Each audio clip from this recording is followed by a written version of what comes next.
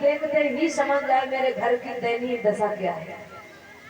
क्योंकि मेरे पति तो इतने बड़े पुरुषार्थी हैं, एक बार भी नहीं कहेंगे कि कन्हैया मेरे घर की दशा अच्छी नहीं है, वो एक बार भी नहीं कहेंगे। कन्हैया पूछेंगे वो तो सीधे कह दे कन्हैया बहुत अच्छे हैं, बहुत प्रसन्न है। सुशीला ने इसीलिए 4 तरीके के चावल, 4 मुट्ठी चावल, वो भी 4 तरीके, वो भी फटे कपड़े में बांध करके सुदामा जी को दिए। यही अपने मित्र को भेंट में दे देना जाके।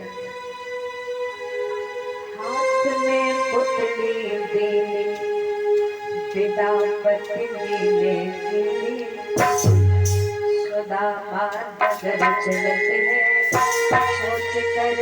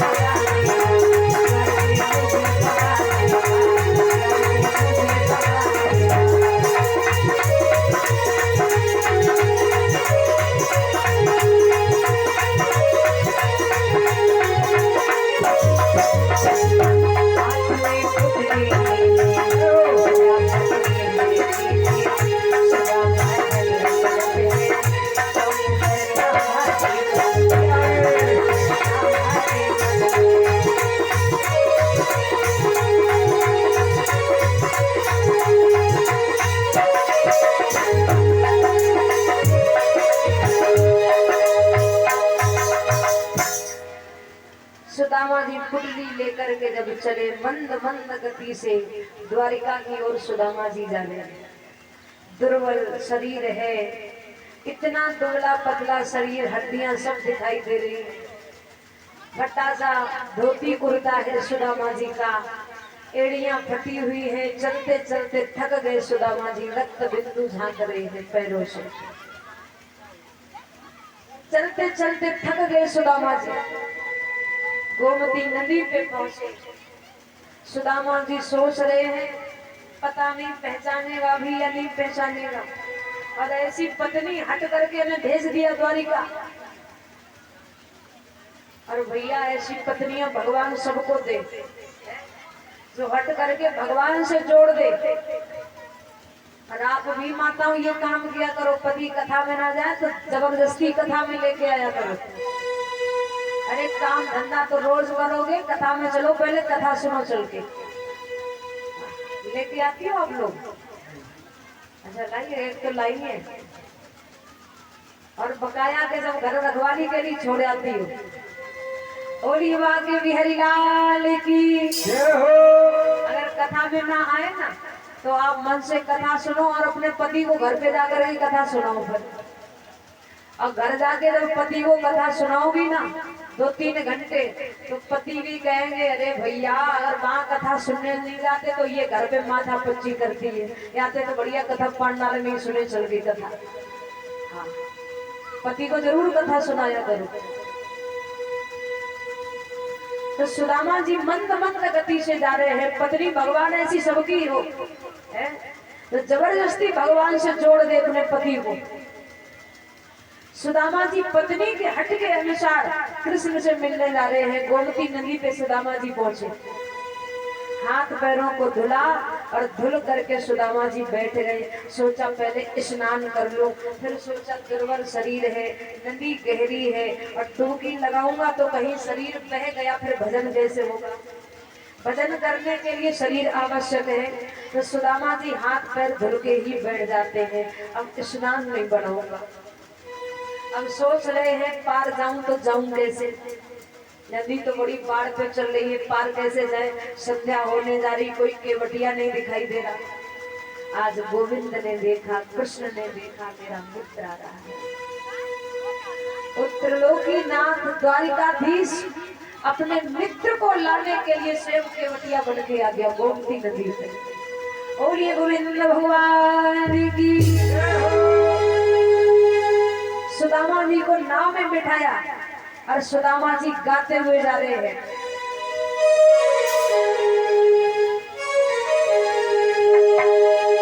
जो तोड़ देते हैं हौसलों को अभी वो तूफान उठा नहीं है जिंदगी कितनी खूबसूरत जिन्हें अभी ये पता नहीं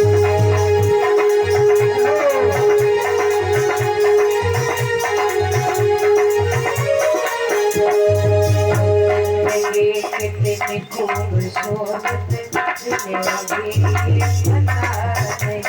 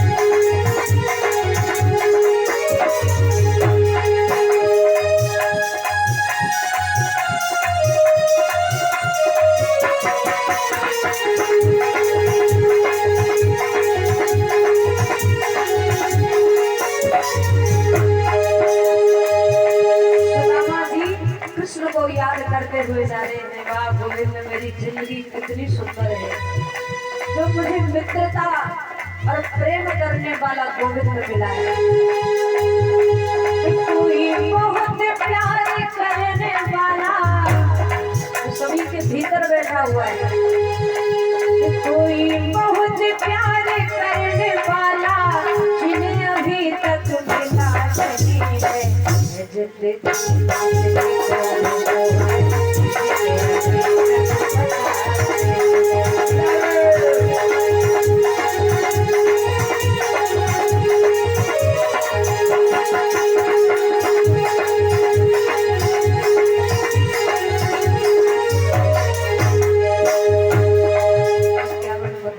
रामवीर सिंह प्रधान जी देवीपुर के रहने वाले दान कर रहे हैं, बहुत बहुत आशीर्वाद।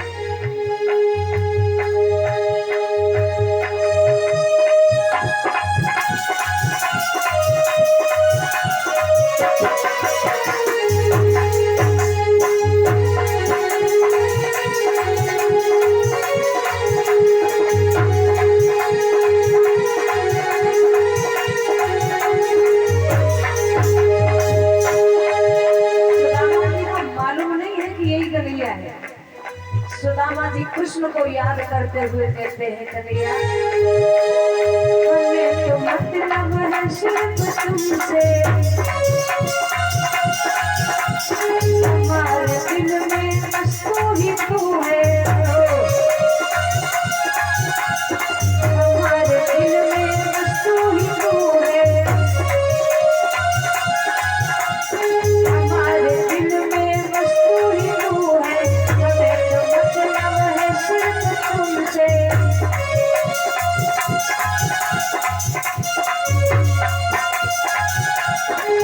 तोड़ देते हैं हौसलों को, जो तोड़ देते हैं हौसलों को अभी वो तूफान उठा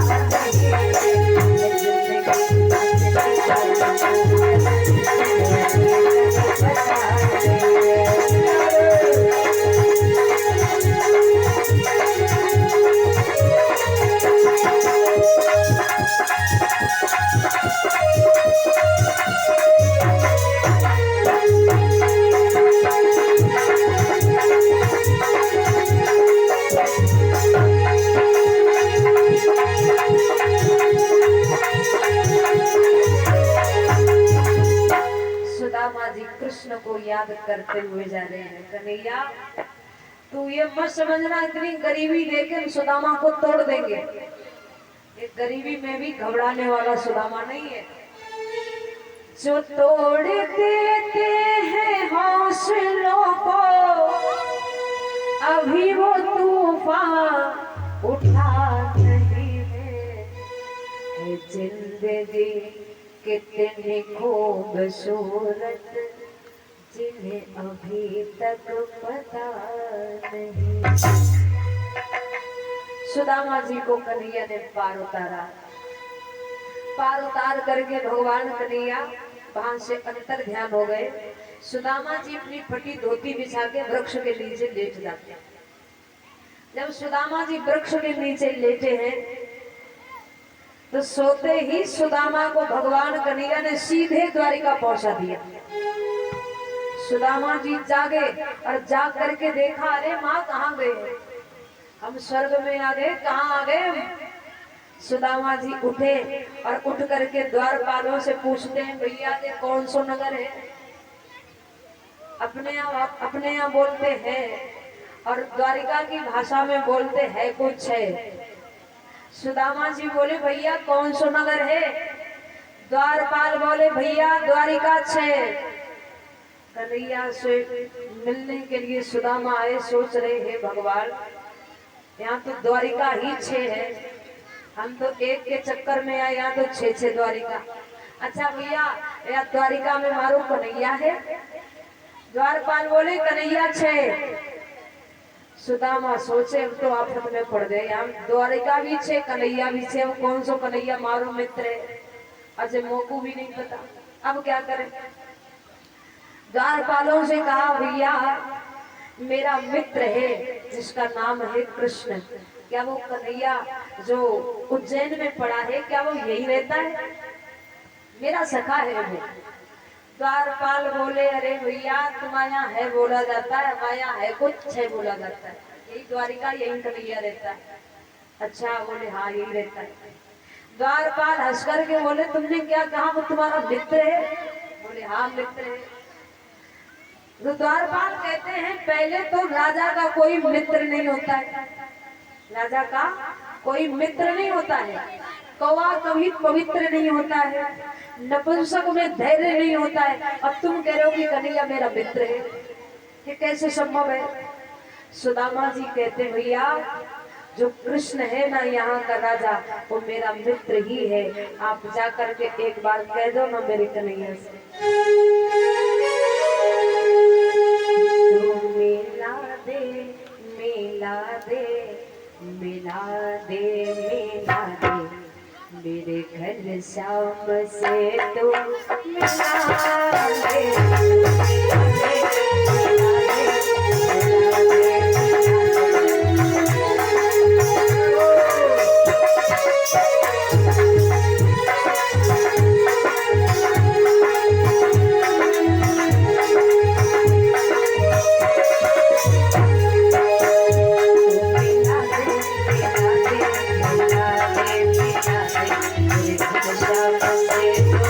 मिला दे।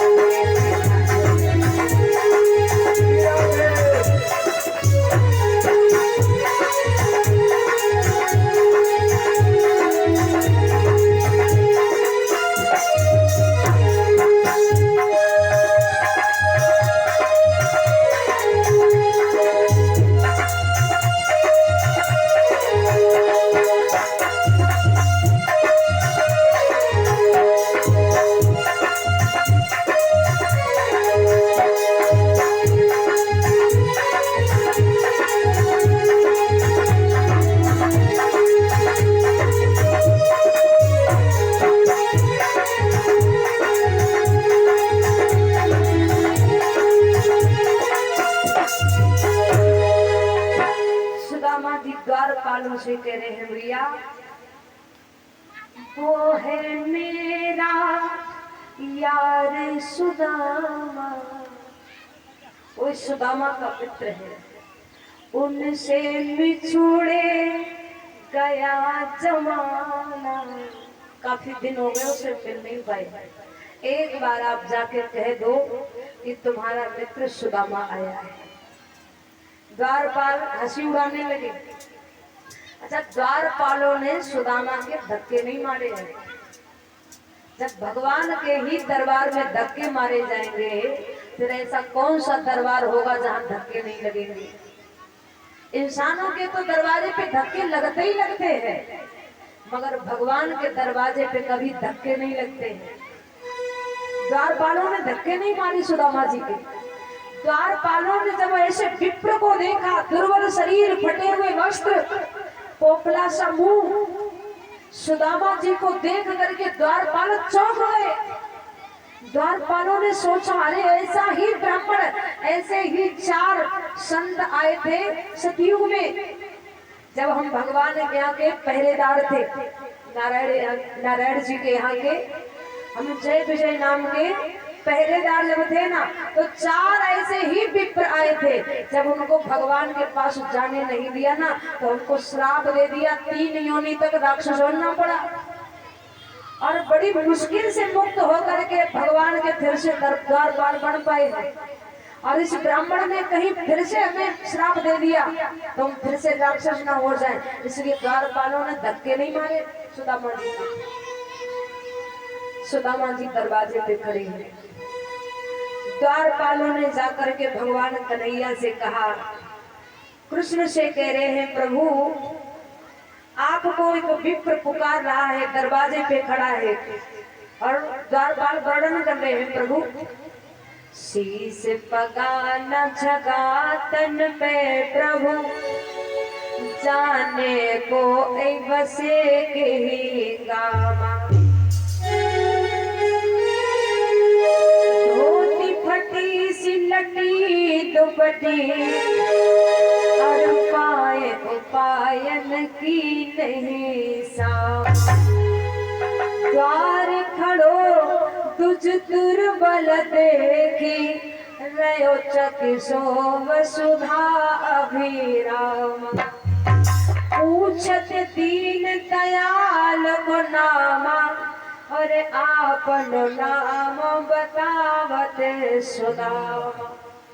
जैसे ही कन्हैया ने सुदामा नाम सुना, भगवान कन्हैया सिंहासन से ऐसे दौड़े, सीढ़ियां उतरना भूल गए गोविंद, पीताम्बर संभलना भूल गए। उड़ते हुए गोविंद सीधे सुदामा को गले लगाया जाता है। और ये गाड़ी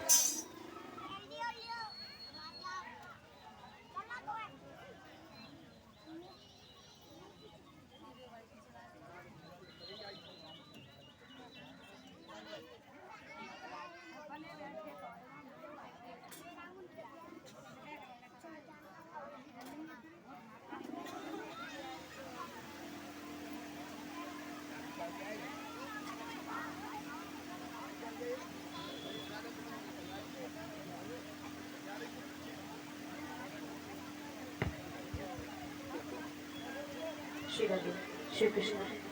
ओली माँ के बिहारी लाल की, भक्त वत्सल भगवान की।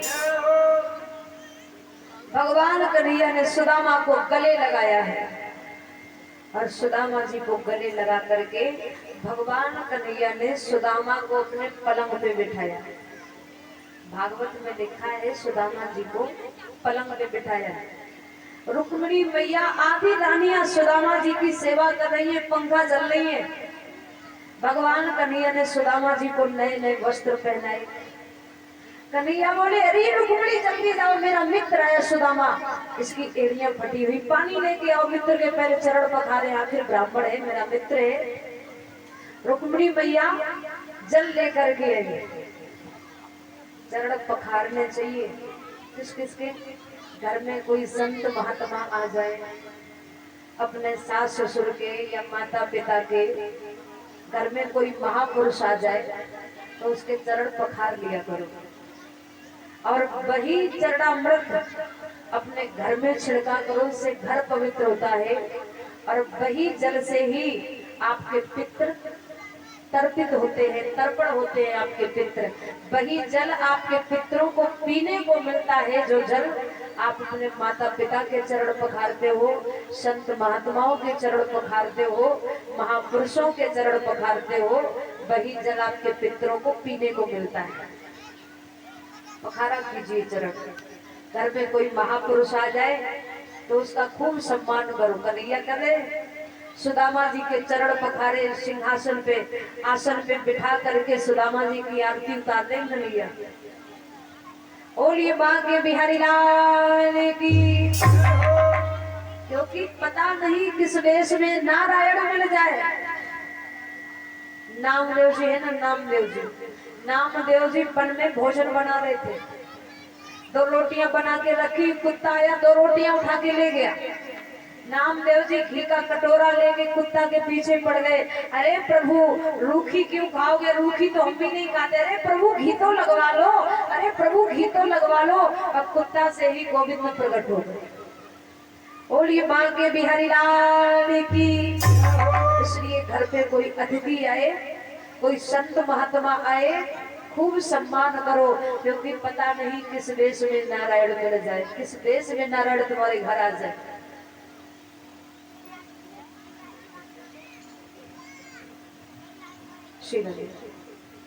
आचार्य शिवदान सिंह आर्य, और ये मुझे 101 मुद्राएं समर्पित कर रहे हैं।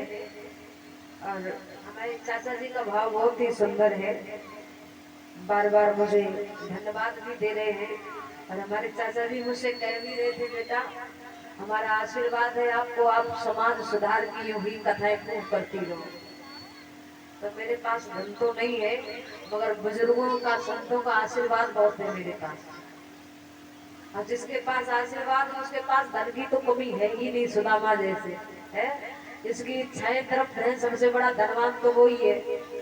और जिसकी इच्छाएं ही तृप्त नहीं है, सबसे बड़ा गरीब तो वही है। बोलिए बांके बिहारी लाल की। और बरसा बेटी 51 मुद्राएं दान कर रही है। व्यासपीठ की तरफ से बहुत बहुत आशीर्वाद, जीवन भविष्य का उज्जवल हो।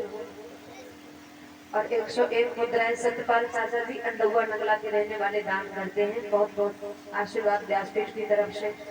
बोलिए गोविंद भगवान की। आप सभी भक्तों से, बहनों से भी, भाइयों से भी मेरा तो निवेदन है, शरीर में यदि कोई बल है तो आपस में झगड़ने में इस बल को यूज मत करो।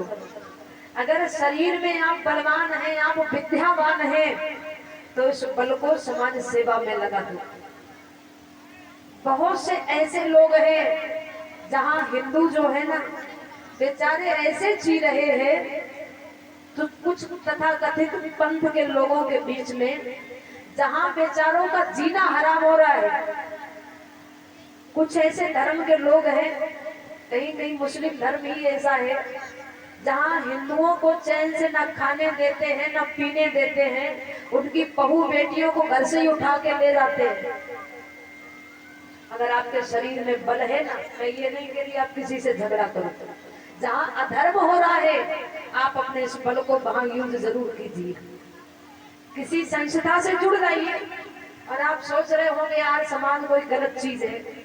आर्य समाज कोई गलत चीज नहीं है। आर्य समाज किसे कहते हैं? भगवान कन्हैया गीता में अर्जुन को कई बार आर्य कह करके पुकार रहे हैं। आर्य किसे कहते हैं? आर्य माने श्रेष्ठ होता है। आर्य समाज क्या है? ये श्रेष्ठ लोगों का समाज है। ये आर्य समाज कोई पंथ धर्म नहीं है अलग से, ये सनातनी ही है सब। ऐसा नहीं है ये राम कृष्ण को नहीं मानते, ये सबको मानते हैं। केवल इतना करते हैं, केवल मूर्ति को नहीं पूजते हैं, बस इतना करते हैं। ये आर्य समाज के लोग जो है ना, ये सनातन धर्म से कोई अलग नहीं है। ये पुराणों को भी मानते हैं, वेदों को भी मानते हैं, शास्त्रों को भी मानते हैं। हम मूर्ति पूजा करते तो ये केवल यज्ञ ही करते हैं। क्या हम क्या करते नहीं? हम भी तो करते हैं। ये यज्ञ केवल करते हैं, बस इतना ही फर्क है। तो आर्य माने श्रेष्ठ होता है। ये श्रेष्ठ लोगों का समाज है। ये अपने लिए केवल नहीं जीते हैं, ये सबके लिए जीते हैं। ये समाज की सेवा करते हैं, धन से भी, शरीर से भी, बुद्धि से भी, ज्ञान से भी। तो ये आर्य समाज लोगों का पंथ है। तो आप चाहे आर्य समाज से जुड़ जाइए, चाहे एक और हमारे हिंदू धर्म में ही कई ऐसी संस्थाएं चल रही हैं, आर्य ऐसे संस्था चल रही है, किसी से भी जुड़ जाइए ताकि सनातन धर्म आगे बढ़ सके। ये कोई धर्म गलत नहीं है, ये हिंदू ही है सब, ये सब सनातनी ही है। और सप्ताह में एक दिन ऐसा नियम बनाइए, परिवार सहित आप मंदिर जाइए। मंदिर जाकर के कुछ नहीं तो ओम मंत्र का ही जाप कीजिए। अगर आपके बीच में कोई ऐसा श्रेष्ठ व्यक्ति है, हमारे चाचा जी भी उपदेश करते हैं जो आर्य समाज से जुड़े हुए हैं, इनके बेटा भी उपदेश करते हैं, ऐसे किसी श्रेष्ठ व्यक्ति को बिठा करके आप सत्संग श्रवण कीजिए। और सत्संग ना करो तो कम से कम 1 घंटा ओम का ही जाप कर लो, सप्ताह में 1 दिन जाप कर लो। फिर देखो क्या तेजस्वी आप बनते हैं, क्या तेज आपके भीतर आता है, क्या तेज आपके बच्चों में आता है। ये करना प्रारंभ कीजिए, इसी से कल्याण होने वाला है। खाने पीने सोने से तो ये तो जानवर भी करते हैं, इसमें कौन सा मनुष्य जन्म लेकर तुमने अच्छा काम कर लिया। और 101 मुद्राएं सीमा बिटिया दान कर रही हैं रामनगरिया दही घाट के लिए आश्रम निर्माण हेतु। बहुत बहुत आशीर्वाद व्यासपीठ की तरफ से। आवादी लाल भैया जी 101 मुद्राएं दान कर रहे हैं व्यासपीठ की तरफ से। बहुत बहुत आशीर्वाद, जीवन भविष्य का उज्जवल हो, आय के स्रोत खुलते रहे। बोलिए गोविंद भगवान की। वही एक भजन बोलने सभी वक्त, इसके आगे चलेंगे कथा में, भाव से सभी भक्त बोले। जहाँ विराजे राधा रानी अलगली सरकार कन्हैया समरिया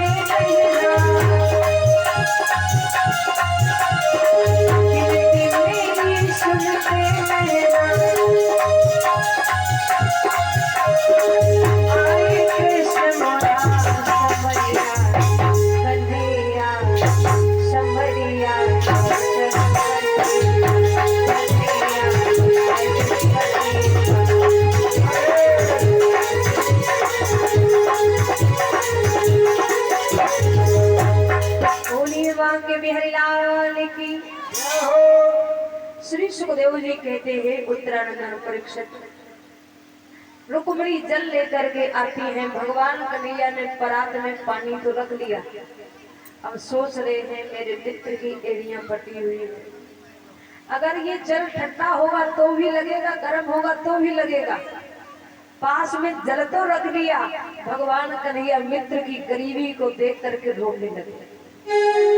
कृष्ण कहते हैं भैया मित्र, ऐसे बिहाल में बाइन सो पग कंटक जाल पुनी सो जोए, हाय महादुख पाए सखा तुम आए तैना कितने दिन देख सुदामा की दीन दशा, करुणा करके करुणा निधि रोए। पानी परात को हाथ छुओ नहीं, नैनन के जल सो पग धो। आंसुओं से गोविंद ने सुदामा के चरण पखारे, क्योंकि आंसू ना तो ठंडे होते हैं ना तो गर्म होते हैं। खुशी के जो आंसू होते हैं ना, और ना तो गर्म होते हैं ना ठंडे होते हैं, सम होते हैं। और जो दुख के आंसू होते हैं वो आंसू गर्म होते हैं, खुशी के आंसू ठंडे होते हैं। और ये बाकी बिहारी लाल की आंसुओं से चरण पखारे सुदामा जी के। सुदामा जैसे विप्र को पलंग पे बिठाया, सारी रानियां सेवा कर रही है, पंखा जल रही है। चरण पखारने का काम किसने किया? भगवान कन्हैया ने। और माताओं एक बात आप याद रखना, घर में कोई संत महात्मा आ जाए, आप संत महात्माओं की शरीर से सेवा नहीं करना। ये हमारा शास्त्र कहता है, पुरुषों को स्त्रियों से सेवा करवानी नहीं चाहिए और स्त्रियों को पुरुषों की सेवा करनी नहीं चाहिए। शरीर की सेवा, ये सेवा यदि करवानी है तो अपने पति से करवाइए। चरण पखारने हैं या गुरु जी के चरण दबाने हैं, ये सेवा पति से करवाओ, खुद कभी नहीं करना। अगर सेवा करनी है तो आप अपने पति की सेवा कीजिए, सारा फल आपको मिलेगा, क्योंकि आप अर्धांगिनी है ना। पति जो भी दान धर्म करते हैं, आधा फल आपको तो मिलना ही मिलना है।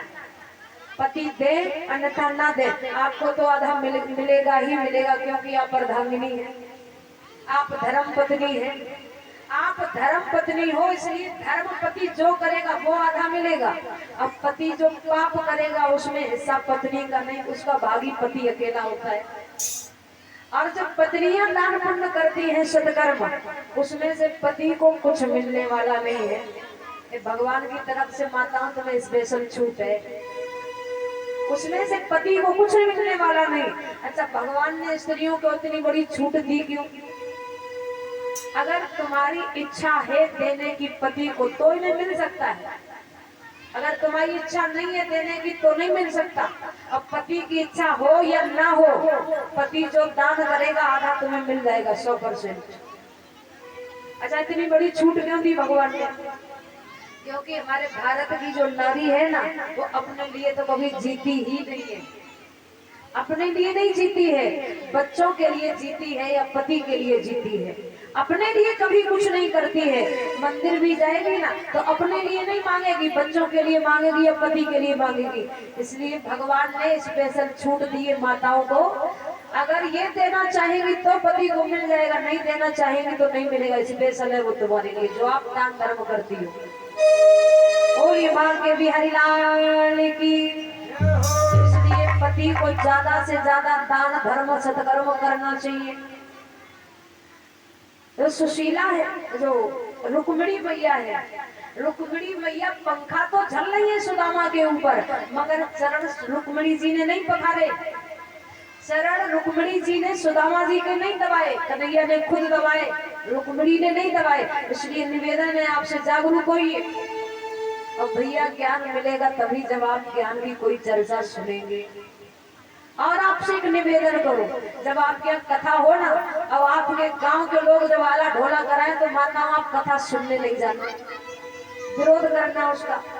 अपने पति से कहो, बच्चों से कहो, कथा समाज को सुधारने के लिए कराओ, कथा समाज को सुधारने के लिए है, बिगाड़ने के लिए नहीं। आप ही कैसी हो जो देश को बना सकती हो, देश को सुधार सकती हो। पुरुष तो पूरे पौरुष हो जाते हैं कभी कभी, इसलिए आप विरोध कीजिए इसका, क्योंकि सनातन धर्म को आगे बढ़ाने का काम सबका फर्ज है, किसी एक का नहीं है। माताओं, ऐसा कोई महापुरुष नहीं है जो तुम्हारी गोद में खेला नहीं है, आदिशक्ति सर्वोपरि है। इसलिए इस देश को बचाना तुम्हारे हाथ में है।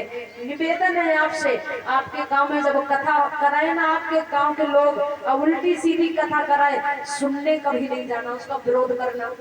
अब कथा जब सुनने भी जाओ ना, अब वक्ता बैठ के उल्टा सीधा कुछ सुनाए, उल्टे सीधे गाने सुनाए, उल्टे सीधे झटके सुनाए, तो खड़े होकर विरोध करना। मैंने कथा कहलवाने के लिए बुलाओ, कथा कहो, अन्यथा व्यास गद्दी से उतर के सीधे चले जाओ। विरोध आप कीजिए, तभी सनातन धर्म आगे बढ़ सकता है, अन्यथा आजकल का समाज आप देख रहे हैं कितना अशिक्षित है और कितनी असभ्यता भरी पड़ी है। समाज को शिक्षित बनाना है, समाज को सभ्यता वाला बनाना है तो सत्संग में ही जाना पड़ेगा। इसी से जीवन में शांति आ सकती है। आप सोचो पूजा से भगवान की जीवन में शांति आ जाएगी, कभी आने वाली नहीं है। अगर भगवान के दर्शन से जीवन में शांति आ जाती तो दुर्योधन ने भगवान कन्हैया के दर्शन 100-200 बार तो किए थे, इसके जीवन में शांति क्यों नहीं आ गई? अगर भगवान के दर्शन से जीवन में शांति आ जाती तो ध्रुव जी को तो भगवान मिल गए थे, फिर ध्रुव जी ने यक्षों से युद्ध क्यों किया? अगर भगवान के दर्शन से जीवन में शांति आ जाती तो शिशुपाल ने भी भगवान कन्हैया के दर्शन 40-50 बार तो किए थे, इसके जीवन में शांति क्यों नहीं आ गई? दर्शन का अपना महत्व है, सत्संग का अपना महत्व है। दर्शन से मन चाहिए वस्तु तो मिल सकती है, मगर जीवन में शांति यदि आ सकती है तो सिर्फ और सिर्फ सत्संग से ही आ सकती है, दर्शन से भी आने वाली नहीं है। इसलिए सत्संग में अवश्य जाइए। बोलिए बांके बिहारी लाल की। शरण पखारे हैं भगवान कन्हैया ने, शरण पखार करके कन्हैया ने सुदामा जी से कहा, मित्र मेरी भाभी ने मेरे लिए कुछ भेजा होगा। सुदामा ने एक पत्र निकाल कर दिया। सुशीला जी ने कन्हैया के लिए एक पत्र भेजा और उस पत्र में क्या लिखा है? सुशीला ने, 1 मास में पक्ष दो, तो एकादशी हो, नाथ हमारे महल में नित एकादशी हो। भगवान कन्हैया से सुशीला ने कहा, बड़े सहजता से अपनी बात को रख दिया। कन्हैया, 1 महीने में 2 पक्ष होते हैं, शुक्ल पक्ष और कृष्ण पक्ष, और दोनों पक्षों में एक एकादशी पड़ती है। सब तो एकादशी को ही केवल व्रत करते हैं, क्योंकि एकादशी का व्रत सबको करना ही करना चाहिए। एकादशी के दिन अन्न नहीं खाया जाता है, और एकादशी व्रत अगर ना किया तो पाप जरूर लगेगा। एकादशी व्रत जरूर कीजिए। सुशीला तेरी कन्हैया सब तो एकादशी को ही व्रत करते हैं, हमारे घर में तो एकादशी ही रहती है। कन्हैया ने कहा, भाभी होनी थी सो हो चुकी, अब ना ऐसी होए, भाभी तेरे महल में एक द्वादशी हो। अब तेरे घर में एकादशी नहीं आएगी, प्रतिदिन द्वादशी आएगी, यानी कि अन्न खाने को रोज मिलेगा। ये कन्हैया ने कहा। कन्हैया बोले, सुदामा भैया दे तेरी बगल में का है? सुदामा 4 मुट्ठी चावल लेके आए ना फटे कपड़े में। देखा, हे भगवान, इतना ऐश्वर्य वाला मेरा मित्र और उसे फटे कपड़े में बने हुए 4 मुट्ठी चावल कैसे दे दूं? इतना बड़ा राजा। भगवान कन्हैया ने सुदामा की बगल से वो चावल की पोटली छीन ली। चावल की पोटली छीन करके भगवान कन्हैया चावल का भोग लगाने लगे, खाने लगे वो चावल। आप लोग चावल लाए हो? कोई नहीं लाए? लाए हो तो दान कर लो, नहीं लाए हो तो कोई बात नहीं। नहीं जाओ, नहीं कथा के बाद भले ही आना। बोलिए बांके बिहारी लाल की।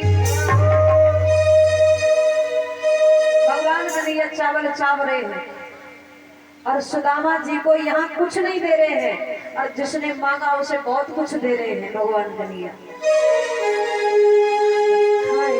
दीन दयाल मुट्ठी भर नाथ द्वारिका वाले, भगतन के भंडार